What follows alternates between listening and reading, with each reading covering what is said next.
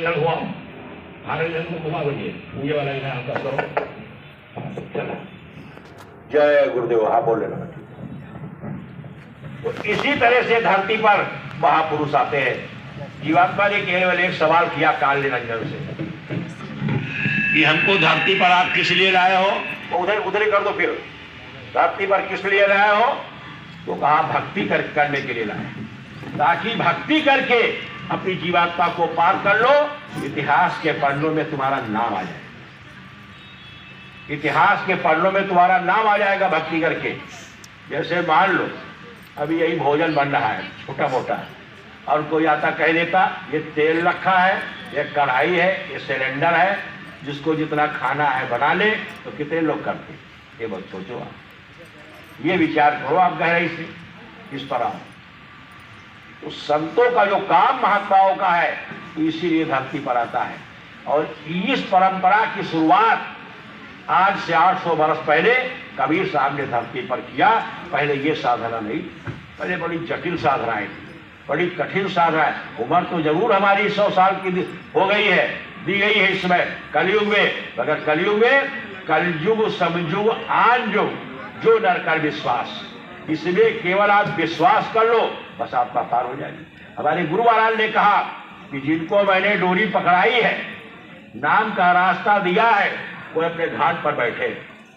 ये न कहे कि भजन नहीं बन रहा है, ये न कहे कि सुमिरन नहीं बन रहा है, ये न कहे कि ध्यान नहीं बन रहा है, वो घाट पर बैठे। क्योंकि जीवात्मा को कर्म कांड से जोड़ा जाएगा और नए नए उपाय सोचे जाएंगे। क्योंकि जब आप सुमिरन ध्यान भजन पर बैठोगे तो आपके कर्मों की छटाई होती है, और जब छटाई होती है तो मन जो है विह्वल होने लगता है, मन भागने लगता है, वह माला एक तरफ गिर जाती है और कानों से उंगली अलग हट जाती है, आंखें एकदम से खुल जाती है। तो कर्मों का जो पर्दा हमारे और आपके ऊपर बवंडर के रूप में चढ़ा है, इसको दूर करने के लिए महापुरुष ने तमाम तरह के जतन और यतन बनाए, तमाम तरह के उपाय बनाए। जैसे शाकाहारी यात्रा निकालने का उपाय बना दिया, और कहा गुरु महाराज ने, बाबा जी ने 4 मार्च सन 12 को कि शाकाहार का प्रचार देश कर देना, और इसी से लोगों का काम हो जाएगा। इसीलिए यात्राएं बराबर दिन ब दिन प्यारे भाइयों निकलती चली जा रही है। ये प्यारे भाइयों हमको और आपको सोचने समझने की जरूरत है।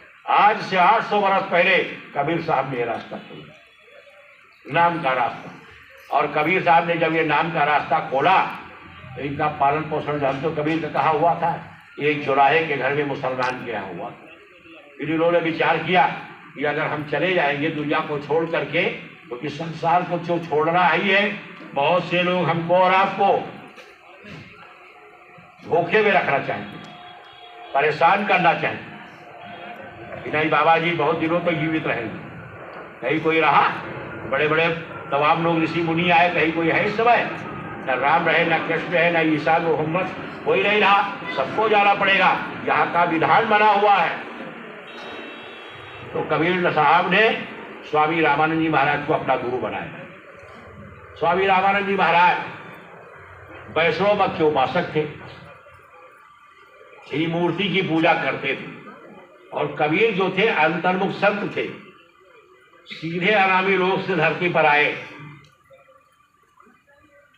हम मानते हैं कि उनका जन्म किसी मां के द्वारा हुआ होगा, हो सकता मां उनकी मर गई हो, इसलिए वो बेसहारा पड़े हुए थे। उनका पालन पोषण एक चौराहे के घर में हुआ, नीरू और नीमा के, तो उनको अपना गुरु बनाया रामानंद जी महाराज को। रामानंद जी महाराज जी एक दिन मूर्ति की पूजा करने जा रहे थे ठाकुर साहब की, तो उनके कपड़े उतारे और उनको नहलाया, और नहलाने के बाद उनको कपड़े पहनाए मखमल के, और मुकुट बांध दिया और लाके सजा दिया, और आरती जलाया। आरती करने जा रहे थे अपने इष्ट भगवान की, जो भी मानते हैं, मगर उन्होंने आरती को रख दिया और हक्का बक्का हो गए कि हमको भूल गए। क्या भूल गए? माला नहीं पहनाई, ठाकुर जी को माला नहीं पहनाई उन्होंने, मुकुट पहले बांध दिया। नियम ये नहीं है वैष्णव मत में है, स्नान के बाद मूर्ति को वस्त्र पहनाओ, फिर माला पहनाओ, फिर मुकुट बांधो, फिर आरती करो। अब अगर मुकुट उतार लोगे तो ठाकुर नाराज हो जाएंगे। भगवान इसी असमंजस में बैठे रहे। तो कबीर साहब ने कहा, बाहर बैठे थे वो भी आश्रम में, कहा गुरु जी आप परेशान क्यों होते, माला पहनानी है सिर्फ, मुकुट नहीं उतारना पड़ेगा। मैं आपको वह उपाय बता रहा हूँ, ये माला उठाओ, इस माला में पीछे गांठ लगी है, गांठ को खोल दो और ले जाकर के पीछे से बांध देना, मुकुट नहीं उतारना पड़ेगा। यही किया रामानंद जी महाराज ने, मुकुट माला पहनाई खोल के और आरती किया और आए कबीर के चरणों पे गिर गए।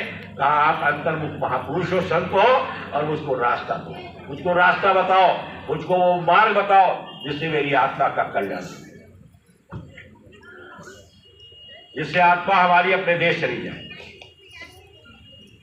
कबीर साहब ने कहा कहीं ऐसा हो सकता है कोई छेड़ा कहीं गुरु को पार कर दे, सरकार धीरज रखो।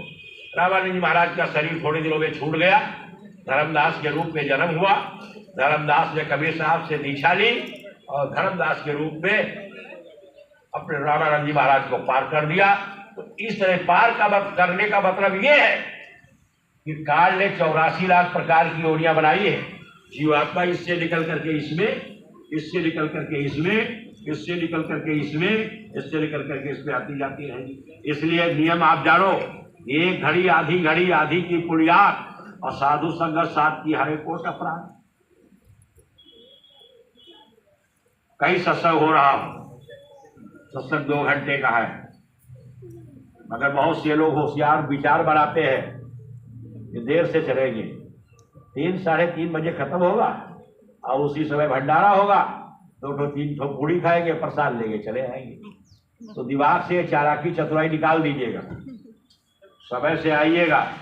एक अस्पताल में आपका कोई भर्ती है, अंदर बार बार पता लगाते हो क्या हाल, बोतल लगी है, परेशान हो, ऑक्सीजन लगी है, आप बाहर बैठे हो 6 घंटा 7 घंटा, घर से भोजन आ रहा है, घर से पैसा आ रहा है, फिर चाचा आ गए, फिर मामा आ गए, जाके देखो आईसीयू में है, दूर से दिखा दिया। तो समझ लो आप, परिस्थितियाँ ऐसी है। यहाँ तो आपको बहुत ज़्यादा खींच खाच के 2 घंटा बैठना पड़ेगा, तो इससे ज़्यादा नहीं आप जान लीजिए ये चीज़ है, तो ज़्यादा नहीं आपका ये इसको विचार करने की हमको और आपको आवश्यक है। तो समय का बहुत सब लोग ध्यान रखें, तभी हमारा और आपका प्यारे भाई का काम होगा। तो कबीर साहब ने विचार विमर्श किया और रास्ता नाम का खोल दिया। इसलिए साफ लिखा है कि बिन गुरु भवनित तरय न कोई, असो बिलन संकट सब होई। बिना गुरु की दया के कोई दुनिया से निकल नहीं सकता, कोई जा ही नहीं सकता। मान लो ये जीवात्मा कहाँ बैठी है, दोनों आंखों के बीच में यहाँ बैठी है। आत्माओं ने बताया नीचे श्वासों का ढेर है, जैसे सरसों का दाना मान लो, सरसों के दाने पर आज जीवात्मा को बैठा दिया जाए और एक एक दाना खसकाते रहो नीचे नीचे, धीरे धीरे एक ऐसा टाइम आएगा सारी सरसों खत्म हो जाएगी और जो जीवात्मा बैठी वो भी फुर्र हो जाएगी, निकल जाएगी। जब जीवात्मा आपकी निकली, इसकी जीवात्मा लाए हो, सीसी कैमरे में बटन दबाया, देखा अच्छा ये विजय कुमार जी की, उनका टाइम पूरा हो गया। कार बहुत होशियार है, अरबों खरबों लोगों को दुनिया में बनाया। जैसे नोएडा के अंदर विजय कुमार नाम के हजारों लोग होंगे,